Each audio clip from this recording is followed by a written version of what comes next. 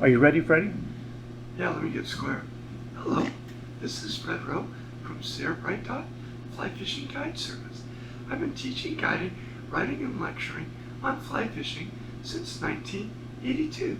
Well, let's get to this week's fly fishing report. Well, up Rowan's River. Cutthroats are everywhere, but a lot of them are beat up because they've been spawning.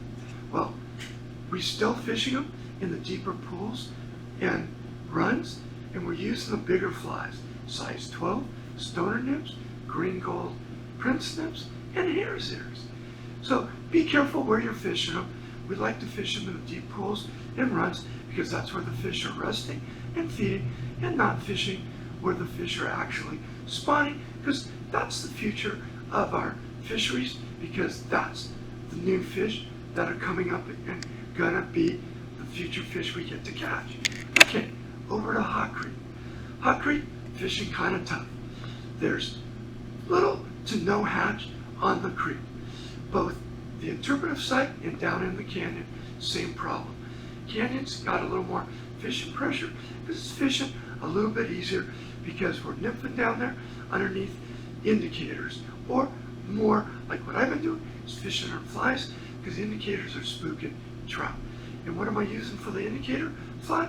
Well, we're using Chernobyl ants, Adam's parachutes, and that's what I like to fish down there. And for the nymphs, we're using midges, and then we're using beadhead flashback pheasant tails and caddis nymphs. Okay, over to Crawley Lake. Midge fishing is just starting out. The flotilla of boats are in McGee Bay and up at Christmas Bay and sometimes Bay. And they're using gray, black, and blood midges on the bottom, anywhere from 3 inches to 18 inches off the bottom. The midge hatch, it's just starting, and the fish starting to go. They're catching rainbows, browns, and cutthroats. Okay, let's head down to the Owens Valley, and let's go to the lower Owens River. It's still fishing good. There's blue-wing olives, there's PMDs, and there's these little yellow stones hatching. But they're not hatching enough to get the fish up to the surface, so we're getting really good dry fly action. So we're still nymphing in there under an indicator. We're using beadhead flashback pheasant tail nymphs, we're using caddis nymphs, and we're using the stoner nymph. Okay, let's go over to Bishop Creek Canal, behind the Ford dealer. And that place is just getting pounded.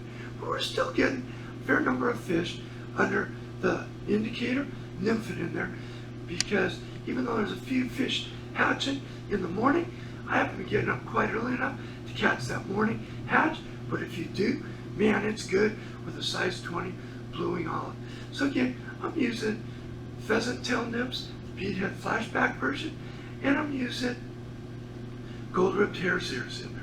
And that's this week's fly fishing report, brought to you by Fred Rowe from Sarah Bright Dot. I can be found on Instagram and Facebook, or on my webpage at sarahbrightdot.com.